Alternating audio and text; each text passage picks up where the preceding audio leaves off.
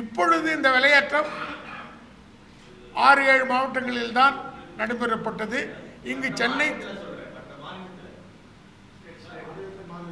மற்ற மாநிலங்களிலெல்லாம் இது போன்ற நிலைமைகள் இல்லை. மற்ற மாநிலத்தில் இதோட கொஞ்சம் கம்மியாக இருக்குது. ஆனால் அங்கே இந்த அளவுக்கு டிமாண்ட் இல்லை. இப்போ இங்கே இன்ஃப்ராஸ்ட்ரக்சர் டெவலப்மெண்ட்டு, அந்த உள்கட்டமைப்பு வேலைங்க நிறைய நடக்குது. நமக்கு இப்போ ஏற்கனவே இருந்ததை விட இப்போ இந்த 3 வருஷத்தில் நிறைய வேலை நடக்கிறதுனால நமக்கு நிறைய அந்த ஜல்லி உற்பத்தி தேவைப்படுது.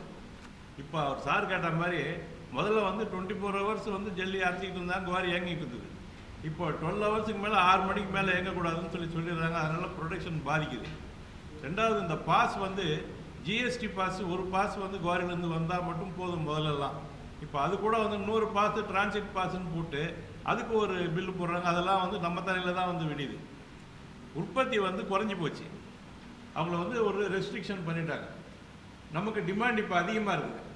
உற்பத்தி குறைஞ்சி போச்சு. அதுக்கு 2 பாஸ் இருக்குதுன்னு சொல்லி போடுறதுனால அவங்களால உற்பத்தி அந்த அளவுக்கு இல்லை. ஆட்டோமேட்டிக்காக அவங்களுக்கு தெரியும், சப்ளை டிக்ரீஸ் ஆச்சுன்னா, டிமாண்ட் இன்க்ரீஸ் ஆச்சுன்னா ரேட்டு ஏறிடும்ட்டு. இப்போ அதனால் இதை இப்போ ரேட்டு அதிகமாகிருக்கு. அவங்களையும் கூப்பிட்டு நாங்கள் பேசினோம். அவங்களும் அவங்களுடைய பிரச்சனைகளை சொன்னாங்க. அவங்களும் அரசுக்கு எங்களுடைய கோரிக்கைகளை எடுத்து வச்சுருக்கேன்னு சொல்லியிருக்காங்க. நாங்களும் இப்போ நம்ம சிஎம், சீஃப் செக்ரட்டரி, நம்ம கனிம வளத்துறை அமைச்சர், பொதுப்பணித்துறை அமைச்சர், நம்ம நகரமைப்பு லோக்கல் அட்மினிஸ்ட்ரேஷன் மினிஸ்டர் எல்லாருக்கும், அவங்க செக்ரட்டரிஸ்க்கும் நம்ம ரெப்ரசன்டேஷன் கொடுத்துருக்கோம்.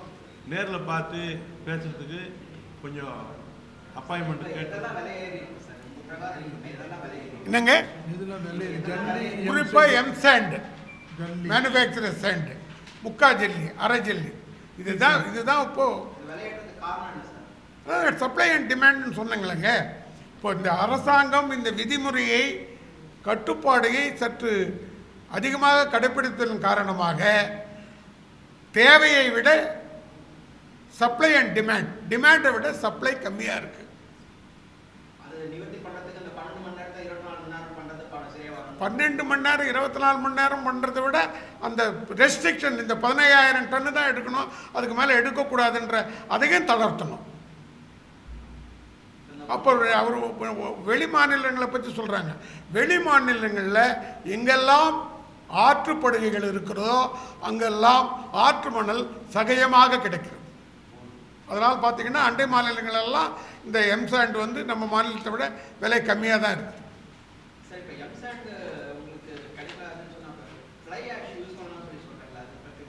ஃப்ளை ஆஷ் கட்டுமானத்துறைக்கு யூஸ் பண்ண முடியாது. ஃப்ளை ஆஷில் நீங்கள் பிரிக்ஸ் தயார் பண்ணலாம்.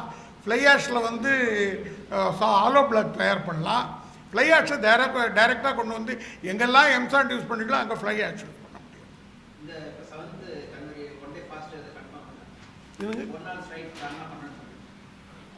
அதுதான் இப்பொழுது பேச்சுவார்த்தை சென்ற ஞாயிற்றுக்கிழமை சேலத்திலே அகில இந்திய கட்டுநர் சங்கத்தினுடைய பிரதிநிதிகளும் தமிழகத்தினுடைய நெடுஞ்சாலை ஒப்பந்தக்காரர்களுடைய கூட்டத்தினுடைய பிரதிநிதிகளும் இந்த எம்சாண்ட் உற்பத்தியாளர்களும் சந்தித்து பேசியிருக்கிறார்கள்.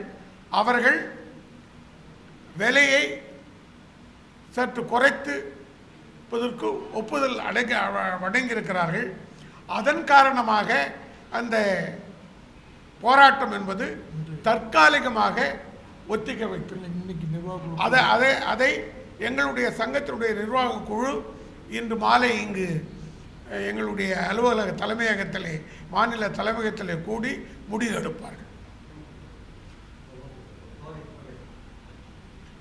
மீதியாக நான் சொல்லிக்கொள்வது என்னவென்று சொன்னால், உங்கள் மூலமாக முதலமைச்சரை பார்வைக்கு கொண்டு இதனுடைய இடர்பாடுகளை, குறிப்பாக இந்த mines and minerals practical solution இது கொடுக்கணும்.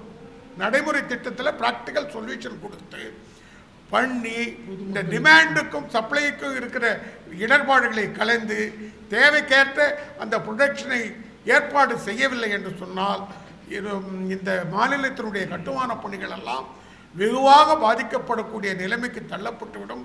அதனுடைய ஆதங்கத்தின் மூலமாகத்தான் அவர் எங்களுடைய முன்னாள் தலைவர் சொன்னது போல் மற்ற மாநிலங்களை விட இன்றைய தினம் எடுத்துக்கொள்வீனால் கட்டுமான பணிகள் அதிக அளவில் இன்றைய தினம் தமிழகத்தில் நடைபெற்றுக் கொண்டிருக்கிறது.